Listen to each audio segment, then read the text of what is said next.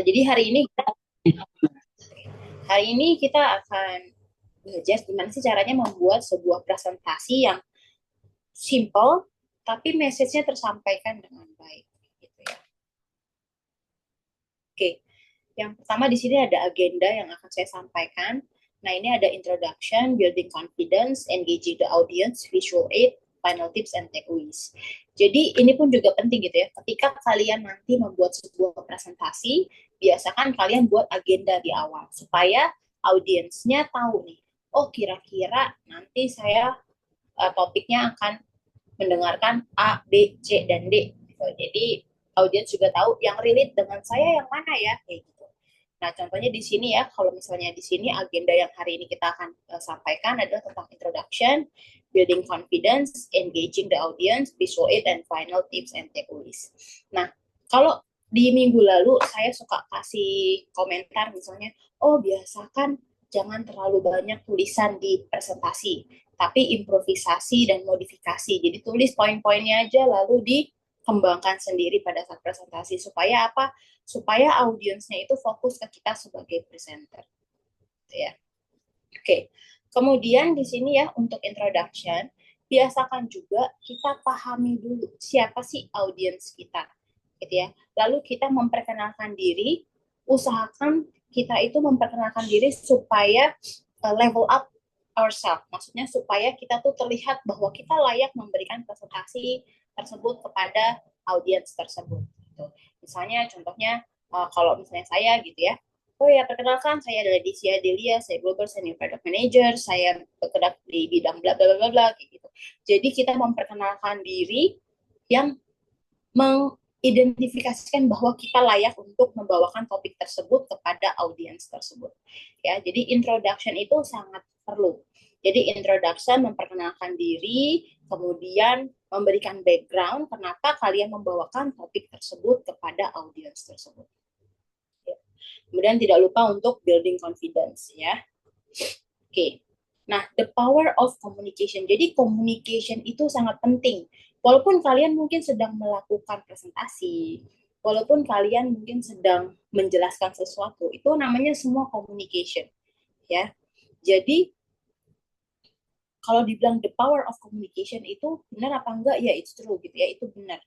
Karena apa yang disampaikan, message yang disampaikan kepada customer, kepada pasien, atau kepada audiens, gitu ya, itu sangat dipengaruhi dari cara kita berkomunikasi.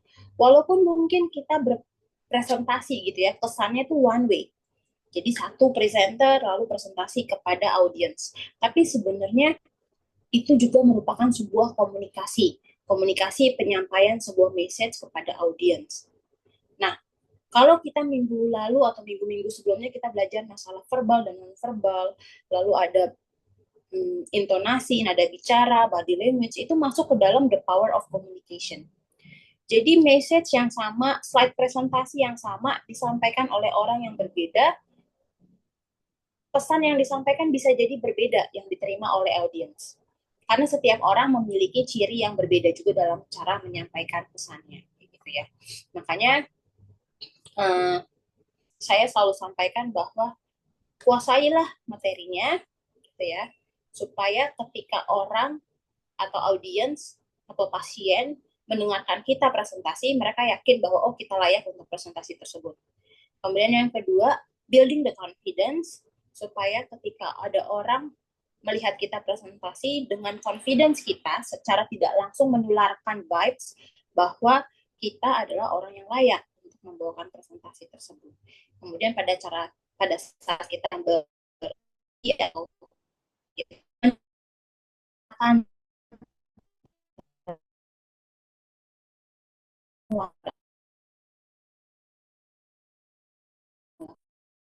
baik masih setiap yang pasti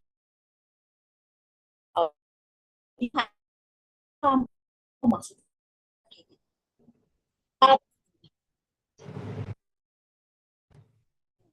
apa ya? Nah contohnya kalau misalkan uh, saya pribadi gitu ya, Saya dulunya bukan orang yang bisa bicara di depan orang banyak. Saya orang yang cukup introvert, karena dengan background saya yang ada di science, tambah masuk kuliah farmasi yang kerjaannya tiap hari cuma kerjaan laporan, baca buku, kerjaan tugas, kerjaan laporan, baca buku, kerjaan tugas, gitu-gitu aja gitu ya hidupnya. Pasti saya adalah orang yang gampang nervous ketika harus bicara di depan banyak orang. Tapi waktu itu di semester 4 atau 5 saya lupa, itu akhirnya ada senior yang tanda kutip mencebloskan saya gitu ya ke dalam sebuah kepanitiaan, dan waktu itu ada di sebuah sesi acara di mana saya harus banyak ngelit orang, di mana saya harus banyak ketemu orang, harus banyak bicara kepada orang, dan juga melit meeting gitu ya, atau pertemuan-pertemuan.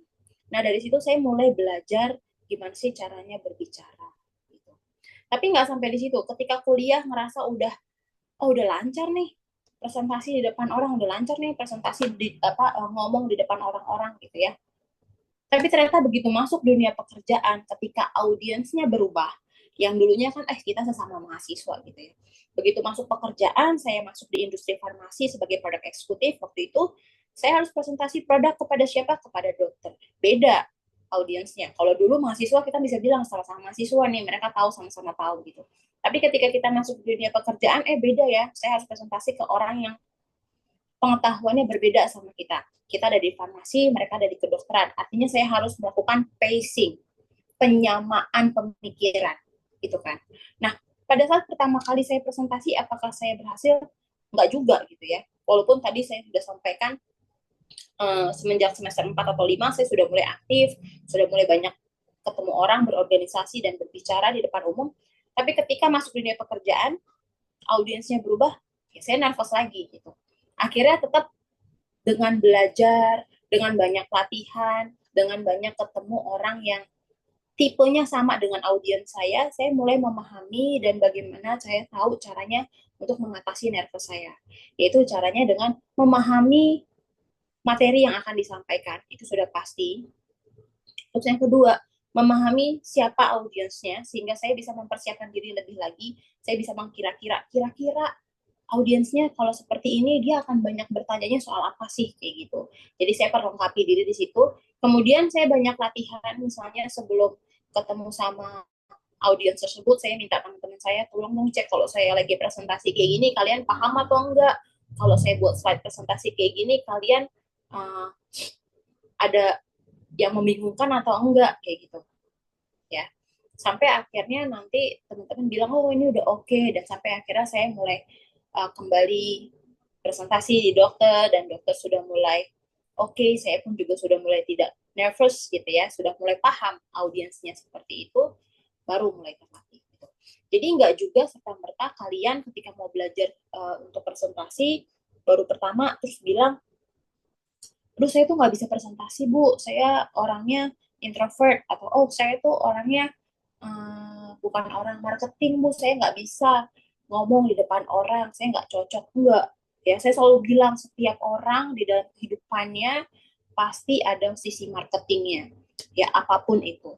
Jadi saya udah pernah kasih contoh juga ya, hal-hal simpel di dalam kehidupan kita yang pasti ada kita menjual apa yang ada di dalam diri kita supaya kita mudah mendekatkan diri kepada orang lain, even hanya untuk mencari pertemanan kayak gitu ya. Jadi banyak banget cara untuk mengatasi nervous. Ada juga teman saya yang kalau misalnya mau mengatasi nervous dia gimana? Oh dia nyanyi-nyanyi, siul-siul, ada yang mungkin berdoa, ada yang baca-baca kayak gitu ya. Nah itu beda-beda. Kalau saya tipenya yang penting banyak latihan, saya pahami materinya, justru sebelum presentasi saya usahakan saya nggak ngapa-ngapain. Saya cuma ya duduk aja gitu, siap-siap, makan, minum, gitu ya, relaxing, dan lain-lain. Gitu. Tapi ada juga yang butuh preparation sampai slightly before the presentation. Okay. Nah, kemudian kita masuk ke topik engaging the audience. Ini juga hal yang sangat penting gitu ya. Kenapa saya bilang penting? Ketika kita presentasi, ya presentasi itu bukan berarti kita bawa slide terus kita melakukan presentasi, itu bukan bukan seperti itu ya. Presentasi itu bahkan seperti yang kayak kalian lakukan minggu lalu, ya kalian mempraktekkan ketemu sama pasien, kalian menjelaskan produk, itu namanya presentasi juga, gitu ya. Nah, ketika kita sedang melakukan presentasi, itu usahakan kita bisa engage dengan audiens kita. Kita bisa engage dengan customer kita atau dengan pasien kita. Gitu ya. Maksudnya gimana Bu engage? Ya kita harus bisa engage itu kayak kita paham dia gitu, kita mengenal dia. Jadi kita kawinkan ilmu pengetahuan kita dengan keberadaan mereka. Caranya gimana? Nah ini ada caranya nih, step-stepnya. Yang pertama, make eye contact with your audience to create a sense of intimacy and involvement. Jadi buat eye contact kepada kalian punya customer, kepada kalian punya pasien, kepada kalian punya audience ya, supaya ada keterkaitan antara mereka dengan kita, supaya mereka merasa oh iya, dia memperhatikan saya, gitu. Dia tahu saya. Jadi create a sense of intimacy ya. Dan akhirnya mereka merasa oh saya di sini involved, oh saya keberadaannya di sini tuh diakui gitu ya. Okay. Kemudian yang kedua, weave relatable stories into your presentations using narratives that make your message memorable and impactful. Jadi buat sebuah stories ya. Jadi kadang-kadang kalau kita sedang presentasi bukan berarti kita hanya kayak sekedar membaca. Saya kan selalu infokan ya, jangan terpaut sama apa yang ada di tulisan di slide. Kalau kita tulisan di slide itu banyak, pasti secara naluri, secara manusiawi kita kayaknya pengen baca gitu. Nah kan buat apa ya kita ngebacain tulisan yang ada di slide, kemudian uh, audiens juga baca tulisan yang ada di slide sama kayak gitu.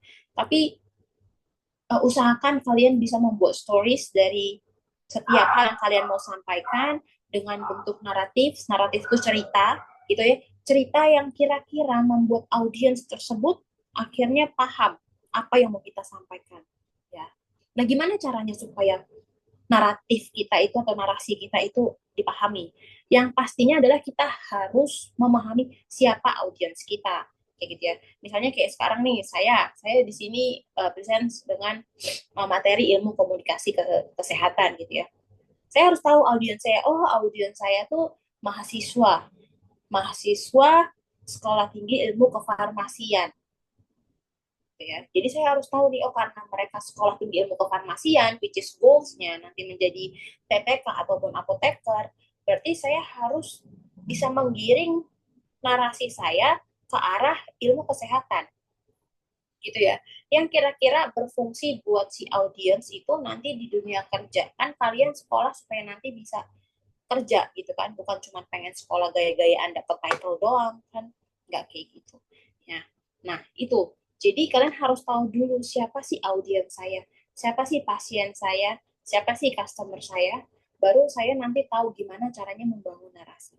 Ketika kalian punya customer atau pasien orang awam, pasti kan kalian harus mencari narasi yang mudah dipahami. Misalnya kalian mau bilang bahwa oh ini pasien diresepin tablet salut gula atau enteric coated tablet gitu ya. Which is kalau enteric coated tablet kita tahu itu kenapa di coated, karena dia akan rusak dengan asam lambung. Makanya karena dia di coated supaya dia nggak rusak asam lambung, dengan asam lambung dia bisa larutnya atau di absorb di usus gitu ya. Nah, kalau kita ngomong sama orang yang awam gitu ya, terus kita ngomong oh iya enteric coated tablet ini karena nanti dia pelepasannya adanya di bla bla bla bla, mereka akan bingung gitu, ini kenapa ya, apa yang dilepas ini kan gitu, mereka bingung ya.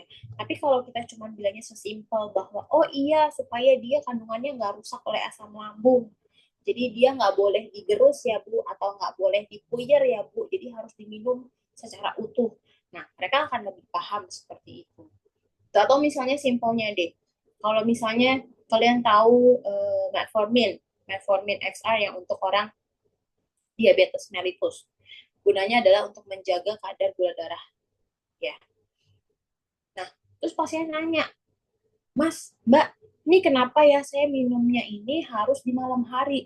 Boleh nggak saya minumnya di pagi hari? Soalnya kalau di malam saya suka lupa. Kalau udah capek, terus tidur lupa minum obat gitu.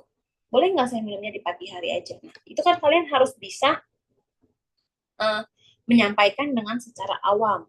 Misalnya, oh iya Bu, ini obat harus diminum di malam hari supaya pada saat ibu paginya bangun dan melakukan aktivitas, obatnya sudah ada di dalam darah dan bekerja secara optimal. Kan cukup sesimpel itu. Nggak mungkin kalian karena tahu, kalian paham nih ya, oh metformin itu kan tes tengahnya 8 jam, terus kalian jelasin ke ibu-ibunya atau ke bapak-bapaknya yang tadi, pasien tadi, diabetes, padahal di awam, terus kalian sebutin nih, oh iya Bu, tes tengah dari metformin itu 8 jam.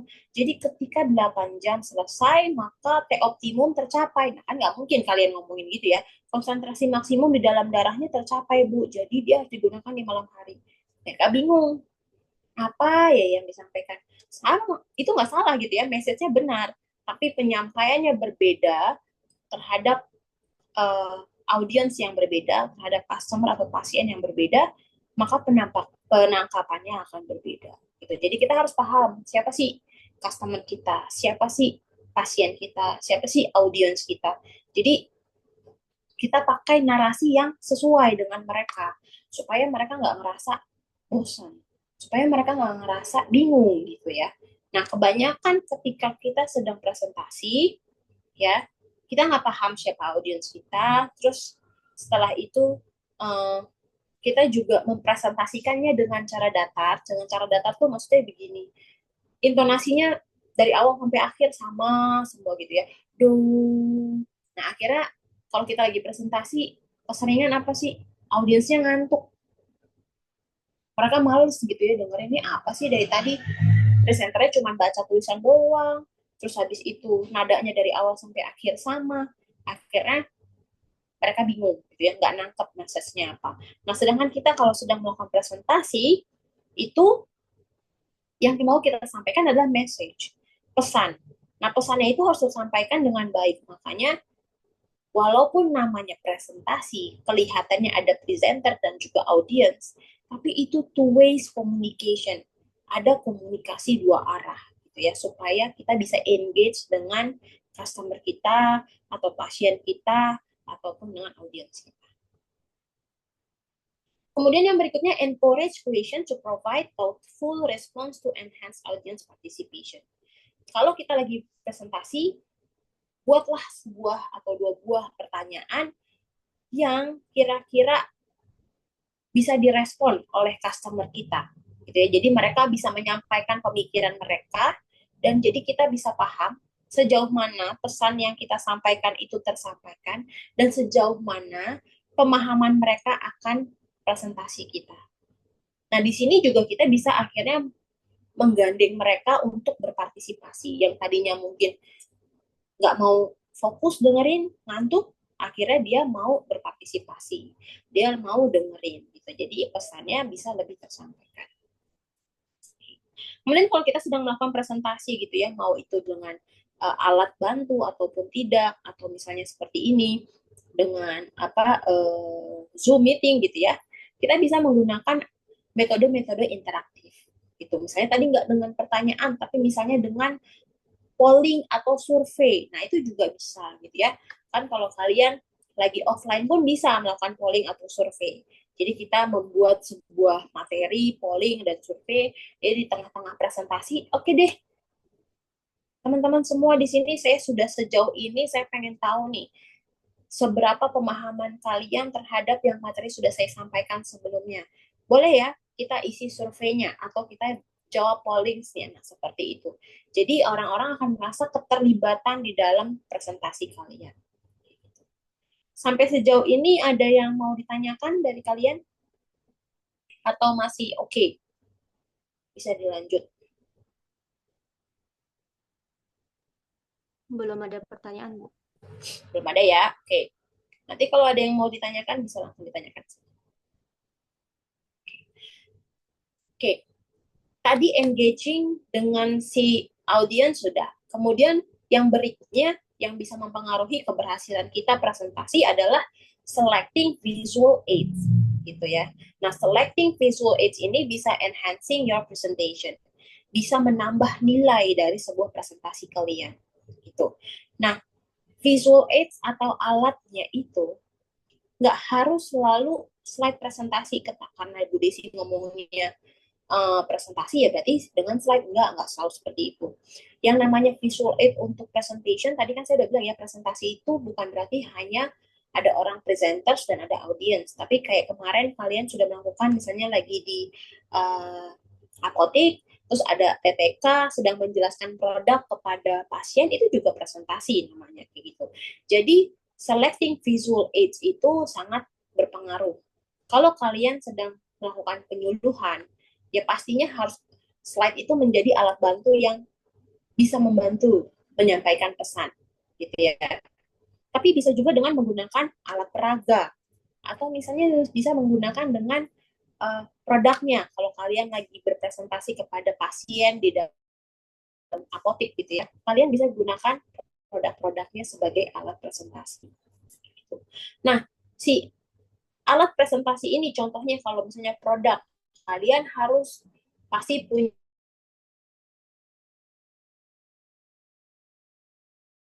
kalian punya reflectnya dan lain-lain gitu ya, atau kalian menggunakan alat peraga gitu ya, ya kalian harus bisa menggunakan alat peraganya, jangan sampai kalian untuk bawa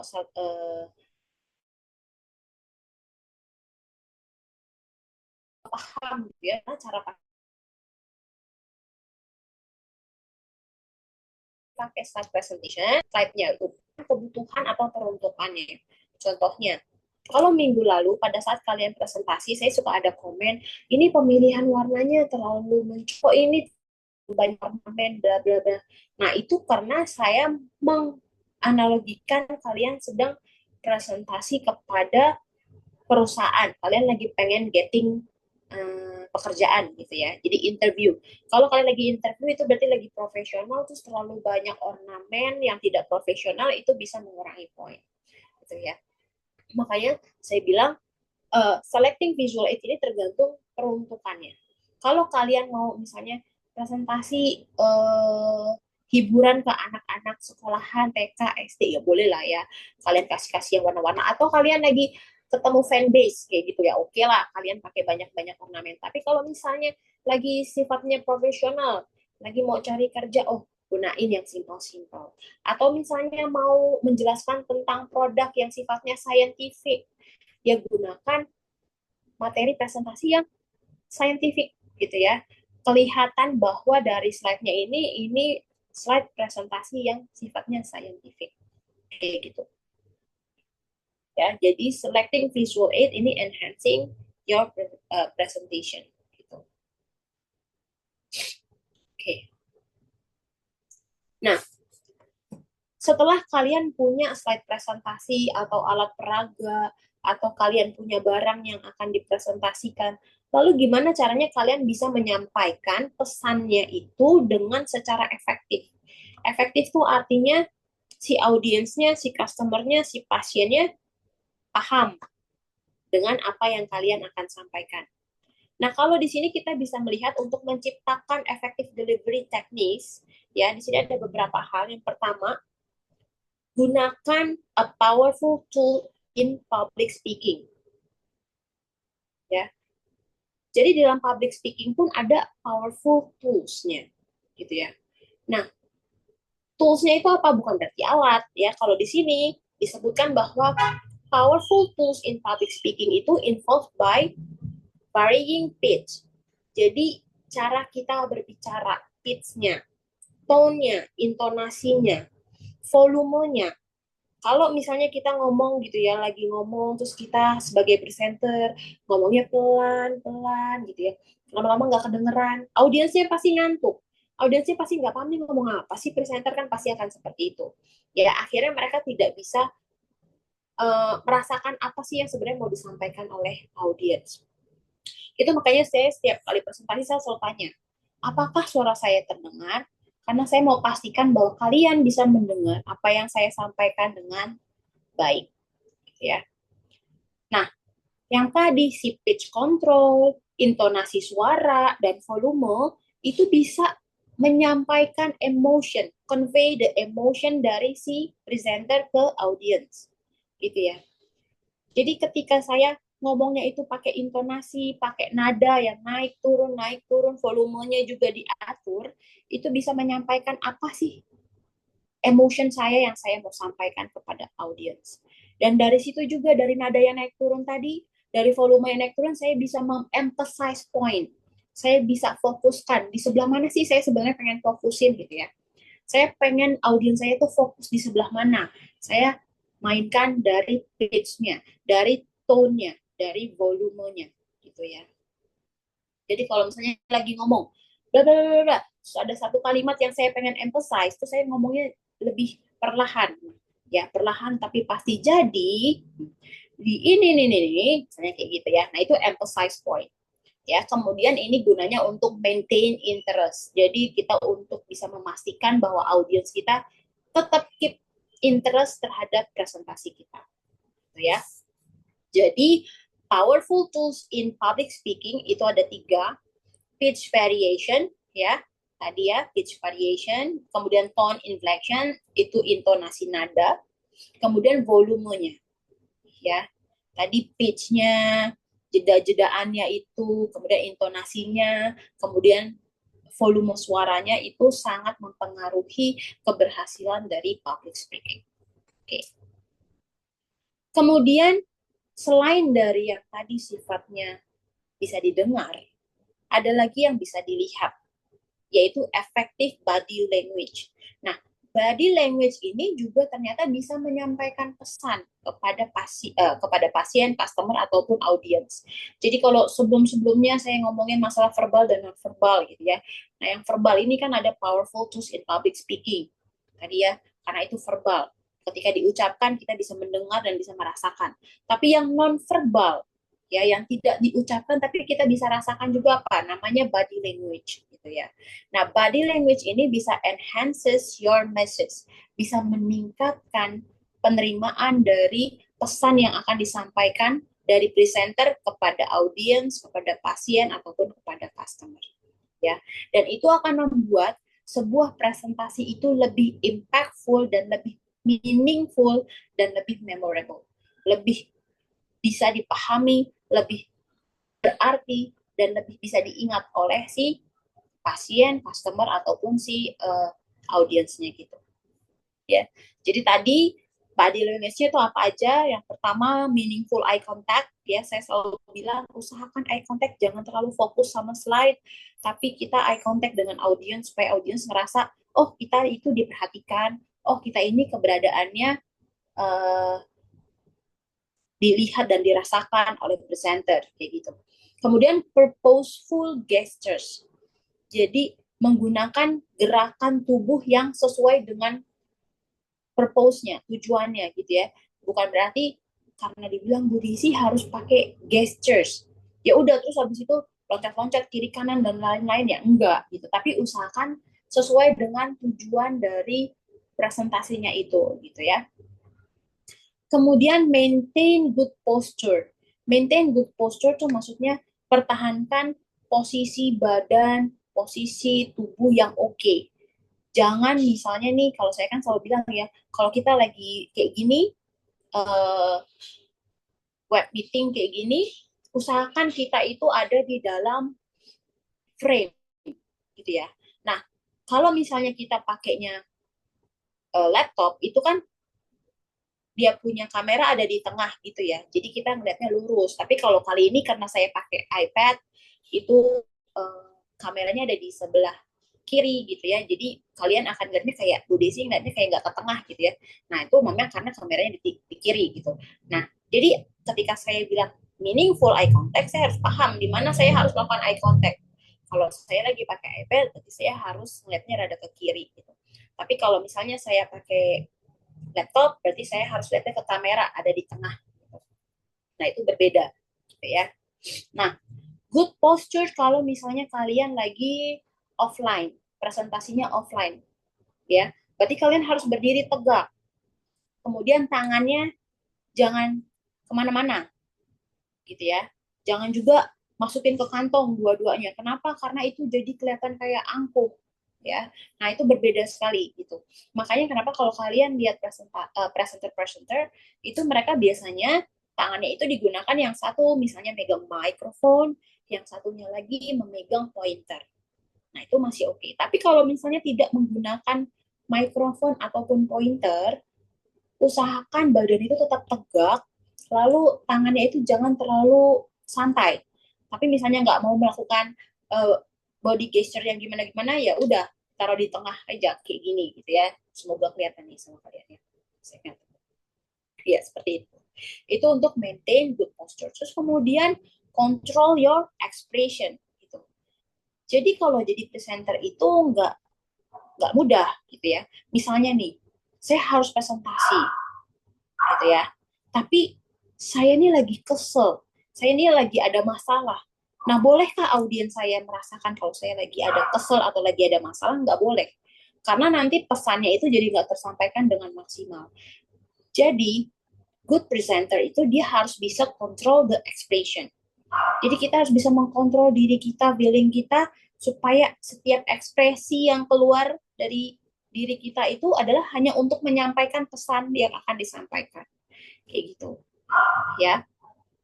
Jadi kalau kalian lagi ketemu sama pasien, misalnya contohnya, oke, kalau kalian lagi ketemu sama pasien, terus pasiennya misalnya sakit, ya kalian harus kasih ekspresi dong.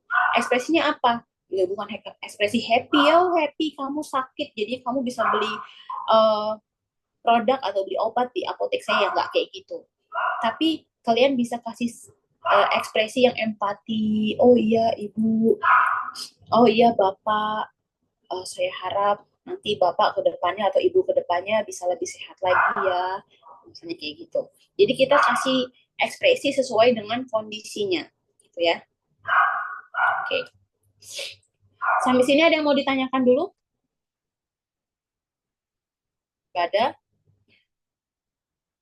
Jadi udah tahu ya, effective delivery techniques-nya, yaitu bisa secara verbal dan juga non-verbal. Yang verbalnya itu yang tadi ada powerful tools in public speaking, ada 3. Kemudian yang non-verbalnya yaitu dari body language, tadi ada 4. Ya. Ibu, saya mau tanya. Oke, silakan. Jadi kan kita bulan Januari ini bakalan presentasi seminar proposal ya, Bu. Uh-uh. Jadi kan itu antara mahasiswa dengan dosen kondisinya, terus juga secara online, Bu, via Zoom. Nah, berarti kan kalau online itu kita pakainya itu ini Bu yang sebelah kiri ya, yang public speaking, pitch variation dan intonasi gitu ya, Pak. Nah, Ya, kadang-kadang tuh kendalanya itu kita tuh kadang-kadang tuh nervous kan Bu, nervous yang pertama. Yang kedua tuh kalau kondisinya pertanyaannya eh, di luar teks gitu berarti kita kan kadang-kadang tuh kayak blank gitu Bu, kayak nggak bisa jawab. Nah, kira-kira untuk mengatasi gitu butuh latihan yang seperti apa sih Bu biar bisa siap secara mentally dan juga siap ketika ditanya gitu Bu. oke. Kalau misalnya tadi pas kita lagi seminar proposal ataupun sidang gitu ya, yang dipakai sebenarnya bisa dua-duanya, tapi memang yang paling banyak tersampaikan adalah yang secara verbal, karena kan body language hanya bisa yang terlihat di frame aja, kita nggak bisa banyak gerakan gitu ya. Tapi yang kayak pitch variation, tone inflection, dan juga volume control itu sangat berpengaruh. Nah terus kalau misalnya ada pertanyaan terus kita suka ngeblank, nah makanya gini, ketika kalian harus tahu ya, kalau kita presentasi itu kan biasanya kan tadi ada yang masalah pitch variation gitu ya, dimana kita bisa emphasize point-point gitu. Nah sebenarnya naturally atau misalnya kita lagi presentasi gitu, kita tuh bisa mengarahkan si audiens kita nanyanya di bagian mana dengan cara ya kita emphasize poin-poin yang penting kayak gitu ya. Jadi kita sebenarnya bisa menggiring mereka dengan nada-nada kita gitu. Jadi kalau misalnya yang menurut kita agak kurang, oh ini kayaknya nggak perlu deh sebenarnya dibahas lebih dalam, ya udah kita nggak usah terlalu banyak fokus di situ, tapi kita fokus di tempat-tempat yang memang ini harus dibahas lebih dalam. Nah biasanya dengan cara seperti itu audiens tuh secara tidak sadar dia akan tergiring ke arah situ gitu. Nah tapi kalau misalnya nanti kalian seminar proposal, masalahnya itu adalah audiensnya atau si dosennya yang nanya, kan pasti dosen ya, bukan peserta mahasiswa ya, yang nanya hanya bisa dosen. Dosennya itu sudah menerima buku kalian dulu, proposal. Dari proposal bab 1 sampai bab 3. Nah, tujuan dari seminar proposal ini kan kalian harus tahu dulu, seminar proposal ini tujuannya untuk apa sih? Untuk apa coba? Tujuan seminar proposal. Tujuannya supaya di ACC ya Bu, judul kita dan dikoreksi oleh dosen.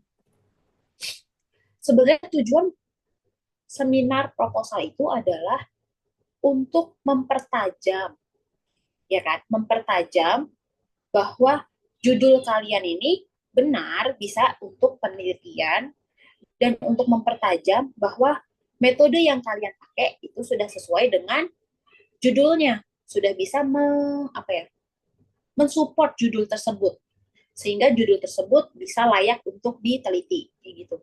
Berarti kan harusnya kalian sudah paham ya. Kalau misalnya tujuannya seperti itu, berarti apa sih yang harus kalian pelajari? Apa sih yang harus kalian pahami? Pasti background. Kenapa kalian ambil judul itu? Gitu kan? Itu pasti poin yang paling sering ditanyain sama dosen dulu kan. Kenapa ya kamu ngambil judul ini? Kenapa nggak judul yang lain? Gitu. Artinya kamu harus paham kenapa saya pilih judul ini. Walaupun nanti ya saya tahu nih di IKIFA kan sekarang banyak banget penelitian yang dari dosen, yang judulnya udah dikasih sama dosennya. Nah, kalau kalian sudah dapat judul-judul yang seperti itu, kan kalian bikin bab satu tuh. Bab satu kan latar belakang. Perbanyak pengetahuan kalian di latar belakang itu. Kenapa saya harus pakai judul tersebut? Kemudian, loncat ke bab tiganya. Untuk bisa menjawab si judul tadi, saya harus melakukan apa? Nah, itu harus dipahami. Tuh, supaya kalau dosen nanya, saya paham. Oh, memang judul ini layak untuk diteliti, dan apa yang akan saya lakukan itu bisa mensupport penelitian saya. Kayak gitu. Kalau misalnya seminar proposal tuh kalian nggak usah pusing-pusing, udah pasti dosen nanyanya kenapa sih kalian ngambil judul itu, terus kenapa sih kalian cara evaluasinya atau cara surveinya dengan cara seperti itu kan begitu. Jadi kan harus pahami itunya siapa audiensnya, kemudian goals dari presentasi itu apa, dengan kita tahu goals presentasi itu apa kan kita kira-kira bisa kembangkan ya. Oh, arahnya tuh pertanyaannya ke sebelah mana sih kayak gitu. Nah, kalau misalnya kalian tadi tanya gimana caranya supaya nggak nervous gitu ya. Tadi kan saya bilang banyak-banyak latihan. Nah, karena ini sifatnya scientific, sebenarnya kalian banyak-banyak tanya jawab sama teman kalian atau sama dosen pembimbingnya. Misalnya nih, tanya sama dosen pembimbing, Pak, nanti atau Pak atau Bu, ini kan besok saya seminar proposal nih. Kalau saya ditanya kenapa saya ngambil judul ini, itu gimana ya Bu? Gimana ya Pak? Gitu ya. Jadi walaupun itu penelitian dosen, kalian nggak boleh bilang kayak gini. Misalnya ditanya sama dosennya, kenapa kalian ngambil judul ini, terus kalian bilang, oh iya saya pilih ini karena ini penelitian dari dosen. Nggak boleh. Kalian sebagai presenter di situ, sebagai peneliti di situ, kalian harus bisa menceritakan bahwa penelitian itu atau judul itu memang layak untuk diteliti, dan kalian sebagai peneliti, kalian yang tahu bahwa hal tersebut bisa dilakukan. Jadi jangan limpahkan, oh iya karena ini judul dari dosen. Nggak boleh tuh kayak gitu. Karena kan kalian harus mempertanggungjawabkan apa yang ada di depan kalian. Gimana? Udah jelas belum? Iya Bu, jelas Bu. Satu lagi boleh Bu. Iya, silakan. Jadi kan kita untuk menampilkan slide presentasinya itu berarti kita poin-poinnya aja ya Bu, supaya kita yang menjadi si center point narasinya. Nah, kalau menurut Ibu, kan kita dikasih waktu 15 menit kan Bu ya. Berarti yang kita tampilin itu adalah yang bikin kita paham, atau memang kita bikin tuh poin-poin tapi lengkap gitu Bu. Atau kayak tadi yang ada bagian-bagian tertentu yang kita sendiri kurang terlalu paham, nggak kita tampilin gitu. Sebenarnya bukan kurang terlalu paham, tapi kita tidak mau menggiring audiens. Kita tetap harus memahami semuanya yang kita presentasikan. Tapi kita nggak mau nih audiens fokusnya di situ. Kita mau audiens fokusnya di mana. Kenapa? Karena goals dari presentasinya apa, misalnya contoh itu. Kayak kita misalnya, buat kita, kayak kalian misalnya besok seminar proposal, kan seminar proposal itu kapan ya? Desember atau Januari? Januari ya? Akhir Januari katanya, Bu. Oke, akhir Januari sampai akhir Januari. Oke, akhir Januari. Nah, berarti kan kalian harus paham gitu ya. Tadi bikinnya slide itu seperti apa sih? Kalau orang mau seminar proposal untuk meyakinkan dosen penguji bahwa penelitian ini layak untuk diteliti. Berarti yang harus lengkap itu apa? Misalnya latar belakang dan juga metodologi penelitian. Jadi latar belakangnya seperti apa disupport dengan metodologi penelitian. Terus bab 2 gimana? Bab 2 itu kan hanya teori. Teori yang sebenarnya kita bisa baca di mana-mana. Ya udah itu nggak perlu terlalu banyak juga nanti ya, kebanyakannya nih mahasiswa nih karena teori itu textbook jadi tulisan semua di slide-slide-nya gitu. Nah itu nggak usah. Nah pas lagi di uh, bab satunya latar belakang pun kalian kan kadang-kadang punya beberapa jurnal gitu ya, jurnal A B C D E yang bisa mensupport judul kalian. Nah itu juga ditulis semuanya. Ya itu juga jangan gitu ya, tapi kasih poin-poinnya. Misalnya nih penelitiannya itu adalah penelitiannya itu adalah misalnya penggunaan aplikasi pesan antar, misalnya penggunaan aplikasi pesan antar pada generasi X, misalnya kayak gitu. Terus habis itu latar belakangnya, oh generasi X adalah bla bla bla bla bla. Terus habis itu pesan antar adalah bla bla. Nggak usah sampai kayak gitu, tapi kalian bisa kasih poin-poinnya aja. Generasi X usia sekian sampai sekian. Pesan antar adalah sekian apa yang bisa pesan antar kayak gitu kan. Terus penelitian sebelumnya generasi X 80% menggunakan teknologi misalnya ya. Terus generasi X tidak memiliki waktu yang banyak gitu. Nah, dari situ kan cuma poin-poin-poin, tapi nanti pada saat kalian presentasi kalian jelasin. Ya, berdasarkan ini didapatkan penelitian bahwa ternyata generasi X itu dia menggunakan teknologi aplikasi sebanyak 80% dari total penggunaan uh, handphonenya. Generasi X ini karena usianya sudah usia sekian sampai sekian, jadi kebanyakan adalah pekerja, sehingga mereka tidak memiliki banyak waktu untuk bla bla bla bla. Sehingga mereka banyak menggunakan aplikasi pesan antar, contohnya kayak gitu. Jadi sebenarnya poin-poin aja, tapi kita sendiri yang mengembangkan. Jadi jangan juga sampai kalian tulisin semuanya gitu ya. Apa yang ada di bab satu nih ya, kebanyakan mahasiswa. Apa yang ada di bab satu, copy paste masuk ke slide. Jadi ngebacain apa yang ada di buku. Nah itu jadinya capek gitu ya. Akhirnya tuh si pengujinya juga nggak mau baca itu lah, udah saya baca buku aja gitu. Padahal kan sebenarnya kalian bisa lebih interaktif dengan uh, dosennya, ya seperti itu.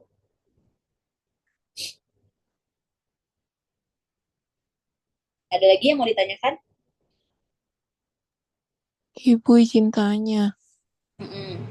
Bu, kalau biasanya kan kalau kita presentasi tuh suka banyak kata kayak gitu, Bu. Itu cara ngatasinya gimana ya, Oke, saya pernah tuh Bu? dulu dibawa bukan presentasi ya, tapi saya diajakin training effective presentation skill. Jadi waktu itu waktu saya lagi di Kalbe ya. Jadi karena waktu itu kita di product management harus banyak-banyak presentasi, makanya kita diajarin atau kita ditrainingkan bagaimana kita bisa memberikan presentasi yang baik gitu ya. Bagaimana kita bisa menyampaikan tanpa ada gitu. Karena kadang-kadang yang itu tuh bisa menggambarkan bahwa kita lagi berpikir atau kita nggak paham gitu. Kita bingung mau ngomong apa. Nah, kalau dulu waktu saya training itu si trainernya tuh ngajarnya kayak gini. Kalau misalnya kita udah sampai bingung mau ngomong apa, usahakan jangan sampai keluar tapi kita tarik napas. Dengan tarik napas itu kan kita memberi jeda kepada otak untuk berpikir mau ngapain. Tapi nggak kelihatan kayak kita lagi nggak tahu apa-apa gitu. Jadi tarik napas, terus ngomong lagi kayak gitu. Nah dulu tuh saya pun masih kadang-kadang suka keceplosan juga gitu ya. Dulu kita trainingnya itu latihan. Jadi kita disuruh ngomong cepet. Jadi kita dikasih satu topik, terus kita suruh ngomong cepet. Nanti ada orang yang akan cek seberapa banyak yang keluar dalam waktu berapa menit kayak gitu. Jadi semakin banyak yang keluar, poinnya makin dikit. Gitu. Semakin dikit yang keluar, poinnya semakin banyak. Jadi itu memang harus latihan sih. Saya sendiri walaupun udah ikut training itu, kadang-kadang E-nya juga keceplosan juga gitu pas lagi mikir. Kadang-kadang lupa tarik nafas. Nah, kalau dari dia waktu itu kuncinya, kalau kita udah mulai agak bingung mau ngomong apa, tarik nafas. Kasih otak berpikir, jeda kepada otak untuk berpikir mau ngomong apa lagi. Gitu. Baik, Ibu, terima kasih. Oke, sama-sama. Ada lagi?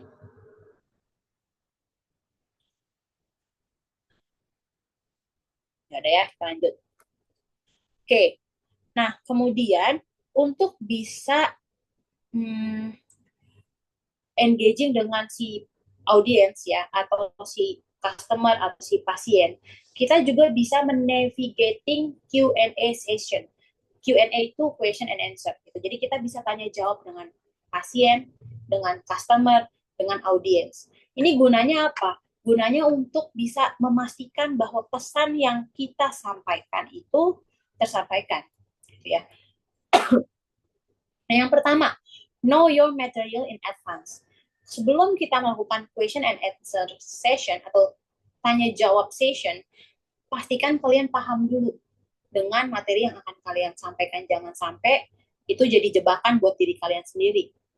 Kalian nggak paham, tapi kalian buka question and answer session, tahu-tahu kalian ditanya, saya nggak paham. Gitu ya, jangan sampai seperti itu. Kemudian yang kedua, anticipate common question. Nah, kayak tadi nih, saya sudah kasih contoh kan kalian tahu, kalian presentasi untuk apa. Contohnya kayak saya dulu, saya presentasi ke dokter untuk bawa produk astaxanthin. Oh ya udah, berarti kebanyakan dokter tanya tuh, karena astaxanthin itu kan bukan produk ethical, bukan produk yang molekulnya itu secara kimiawi gitu ya, tapi itu kan herbal. Nah, biasanya dokter tanyanya apa sih? Oh, paling banyak dokter tuh kalau herbal tuh nanya mechanism of action. Mekanisme kerjanya kayak gimana sih? Kenapa obat itu perlu dipakai? Gitu kan. Kan ini bukan chemical, karena kan ini bukan obat ethical gitu. Nah, kalian harus paham. Nah, kalau kalian nanti misalnya tadi kan banyak pertanyaan mengarah ke arah seminar proposal gitu ya. Nah, anticipate common question-nya adalah kalian kan tahu kalau seminar proposal tadi tujuannya adalah untuk meyakinkan bahwa judul tersebut layak untuk diteliti. Berarti kira-kira apa yang bakal ditanyakan? Oh ya udah, pasti yang ditanyakan kenapa ngambil judul itu, terus alasannya apa saja, pendukungnya apa saja, kenapa sampai judul itu layak untuk diteliti, terus bagaimana cara menelitinya. Itu kan yang pasti ditanyakan, ya kan? Misalnya, oh sudah sampai nih, bagaimana cara menelitinya? Nah, kira-kira siapa yang menjadi objek penelitian atau apa yang menjadi objek penelitian? Ya, itu kan kayak gitu-gitu kita sudah bisa antisipasi ya. Gitu. Kita udah tahu nih, oh kira-kira seperti ini pertanyaannya dari si audiens kepada kita. Nah, makanya kenapa sih seminar proposal itu di open? Siapapun mahasiswa bisa join. Sebenarnya itu keuntungan untuk yang maju di hari berikutnya. Kalau yang di hari pertama ya apa sih ya, harusnya kalian aktifnya tuh dari tahun sebelumnya, ikut kakak kelas punya apa namanya, seminar proposal gitu ya. Saya lagi bilang. Nah, kalau misalnya besok gitu ya, kalian lagi mau seminar proposal, ikutin aja teman punya seminar proposal yang kira-kira judulnya mirip. Kalian bisa lihat nih, pertanyaan dosen itu kira-kira kemana sih? Jadi ketika kalian mempersiapkan diri, bagian pertanyaan-pertanyaan yang kira-kira akan ditanyakan, usahakan kalian paham 100%. Sehingga kalian bisa menjawab dengan baik dan tepat. Ya. Kemudian rehearse your responses.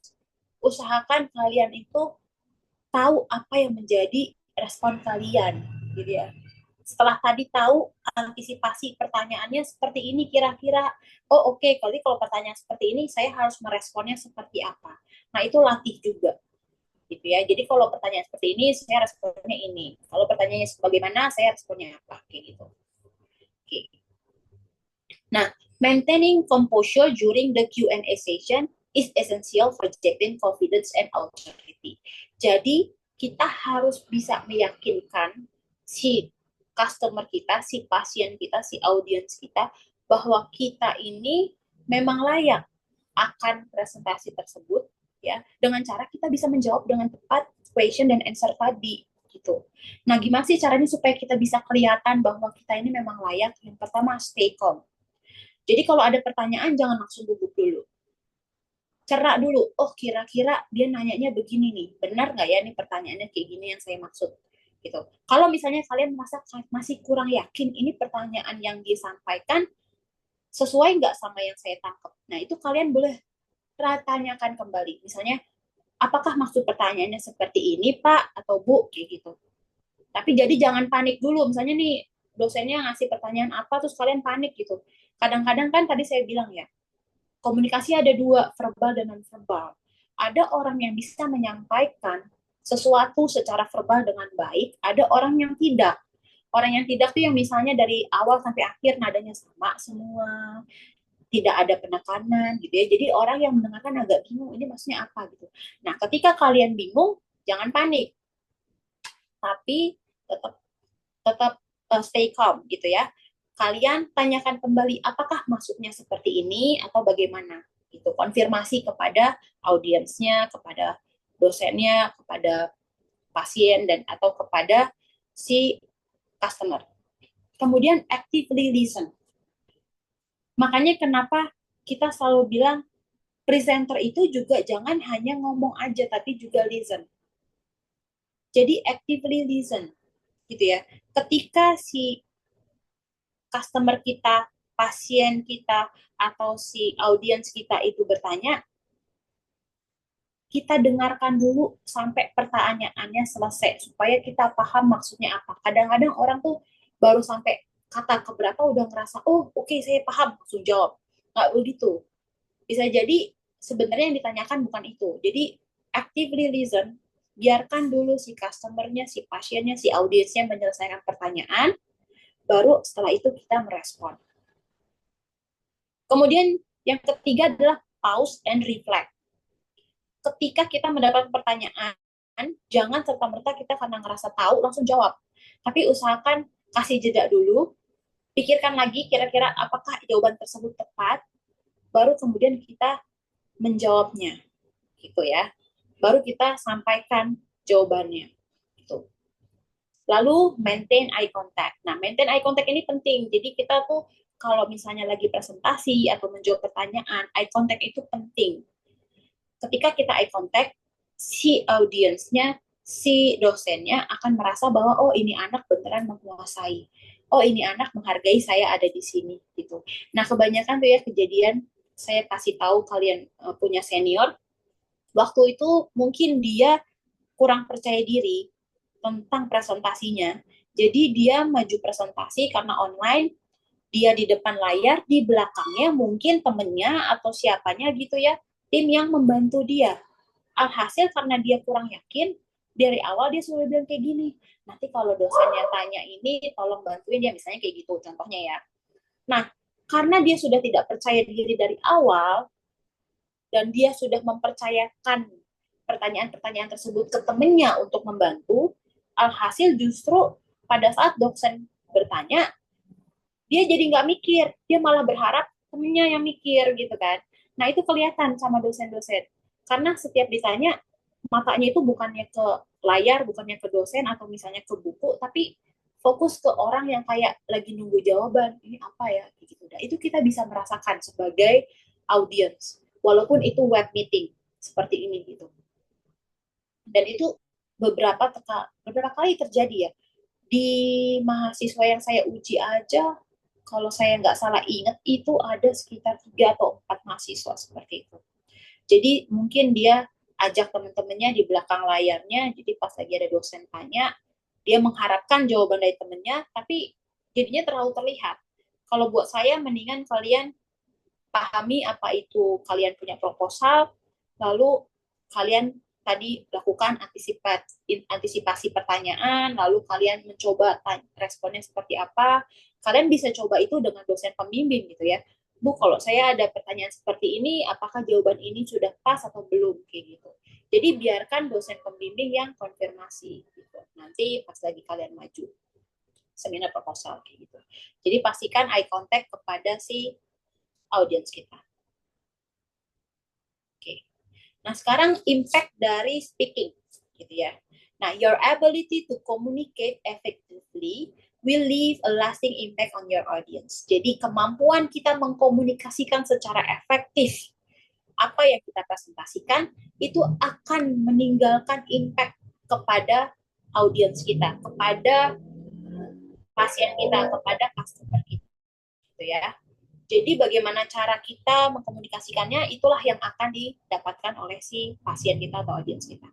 Nah, effectively communicating involves not only delivering the message, ya. Jadi yang komunikasi efektif itu bukan cuma masalah message-nya terdeliver, tapi juga resonating with the experience, values, and emotion of those listening, gitu ya. Tapi juga dari masalah resonating dari experiences-nya, ya, values-nya, ya, harga atau nilainya, atau mungkin emotion yang kita bisa sampaikan kepada audience gitu. Jadi ketika kalian presentasi nanti masalah seminar proposal, putus ya.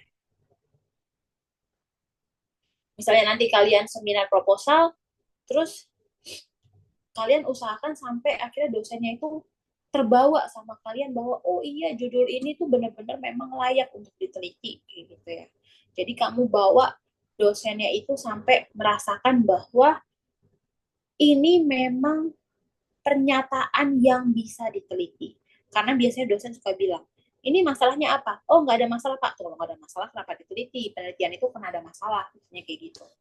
Jadi kan harus bisa membawa si dosennya itu merasakan masalah kalian. Ya. Oke. Ini dynamic delivery-nya. Ya, ini beberapa targetnya. Ini nggak perlu lah ya. Oke. Kemudian final tips and takeaway. Ya, take home message-nya adalah sering-sering latihan, ya.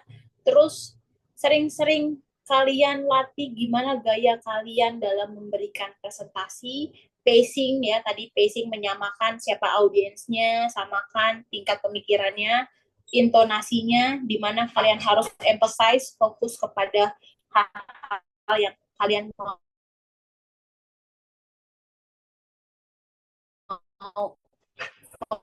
fokuskan. Kemudian timing and waktu saya di sini sedikit agus di mana gitu ya. Jadi timingnya kalian harus perjelas. Lalu practice audience ya. Jadi kalian harus liatin dulu nih audiensnya siapa ya, kira-kira dia seperti apa gitu ya. Oke. Kemudian jangan lupa supaya kalian bisa improve gitu. Kalau latihan bisa ke teman kalian sesama atau misalnya nanti kalian bisa minta sama dosennya, dosen pembimbing, Bu, saya mau latihan dulu, boleh nggak? Kayak gitu. Itu boleh. Jadi jangan takut ya. Selama dosen pembimbingnya punya waktu, pasti mereka mau. Oke. Sampai sini ada yang mau ditanyakan?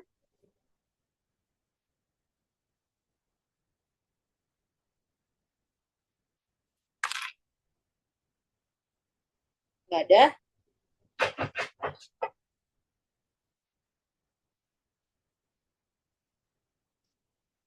Sudah paham? Ibu, jadi intinya kita harus latihan ya, Bu, untuk menguasai materi dan juga memahami si audiens ya, Bu. Betul. Kalian harus banyak-banyak latihan ya.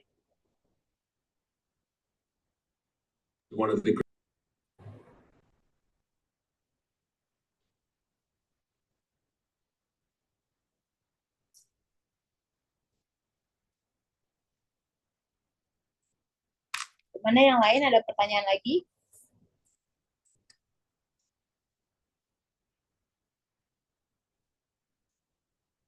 Sudah cukup jelas? Jelas, Ibu. Oke, kalau sudah cukup jelas, saya mau lihat absensi bentar ya.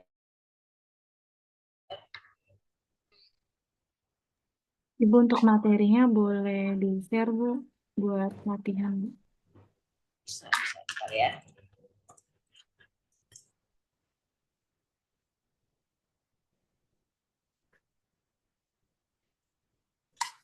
Nanti saya share ya, karena saya masih di iPad, jadi saya belum bisa share.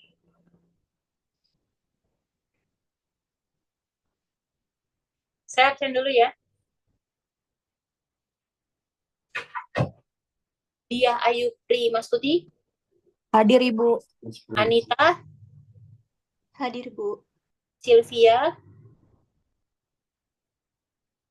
Sylvia Yuni ada?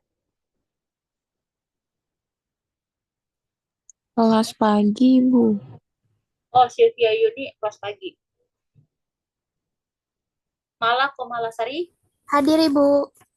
Muhammad Romli, Hadir Ibu. Yulita, Hadir Ibu. Travelina, Hadir Bu. Lulu, Hadir Bu. Septi Bertani yang nggak ada ya. Ayodia, Hadir Bu. Ananda, Hadir Bu. Iskandar Hakim, Hadir Ibu. Nia Febriana, Hadir Bu. Azahra, Hadir Bu. Mutiara Andini, Hadir Bu. Nia Mulyani, Hadir Bu. Septia Wafa, Hadir Ibu. Indah, Hadir Bu. Siti Askia, Hadir Bu. Ilmi, Hadir Bu. Selinia, Hadir Bu. Silvi. Hadir Ibu. Oke, karena ini berarti jumlahnya satu kelas ada 20, tolong PJ-nya bagi menjadi 4 kelompok. Jadi satu kelompok isinya 5. Minggu depan kalian coba presentasi. Nah, materi presentasinya itu adalah penyuluhan kesehatan. Jadi terserah ya kalian mau pakai judulnya apa, namanya kan penyuluhan kesehatan tuh. Kira-kira yang berhubungan dengan kesehatan lah. Kayak gitu. Misalnya pentingnya 3M pada saat musim hujan atau apa, atau misalnya pentingnya meminum antibiotik sampai habis. Pokoknya intinya penyuluhan tentang kesehatan. Isinya satu kelompok 5 orang, usahakan setiap orang memiliki peran dalam menyampaikan materi. Jadi saya akan lihat setiap orang ketika dalam menyampaikan materi seperti apa, lalu nanti apakah menguasai, lalu bagaimana dia menyampaikan pesannya, dan body gestures dan verbalnya nanti kita lihat di situ. Gitu ya. Jadi satu kelas ada 20 dibagi 4 kelompok. Jadi satu kelompok 5 orang, terserah PJ-nya baginya seperti apa. Judulnya pastikan setiap kelompok beda-beda ya, jangan sama. Oke. Ada pertanyaan lagi? Jumlah slide-nya itu kira-kira satu orang berapa slide? Saya kan tadi ada 5 ya satu orang 3 lah. 3 tuh isi ya, jangan nanti yang paling depan nama. Terus habis itu yang kedua daftar isi, jangan kayak gitu. Tapi itu 3 tuh maksudnya 3 slide isi. Ya, jadi 15 slide isi ditambah depan cover dan belakang misalnya kalian kasih thank you dan lain-lain, itu tidak dianggap ya. Oke, ada pertanyaan lagi? Cukup Ibu. Cukup ya. Berarti minggu depan kita akan ketemu lagi di ruang dan waktu yang sama untuk kalian presentasi dan belajar bagaimana kalian berpresentasi. Oke, kalau sudah tidak ada lagi yang ditanyakan, saya tutup kelasnya malam hari ini. Nanti saya share slide-nya ke PJ, nanti PJ-nya tolong WA saya ya. Siap, Ibu. Oke, kalau gitu saya akhiri kelasnya. Selamat malam dan sampai ketemu di hari Sabtu depan. Saya izin live. Malam Ibu, terima kasih. Yuk. Ibu.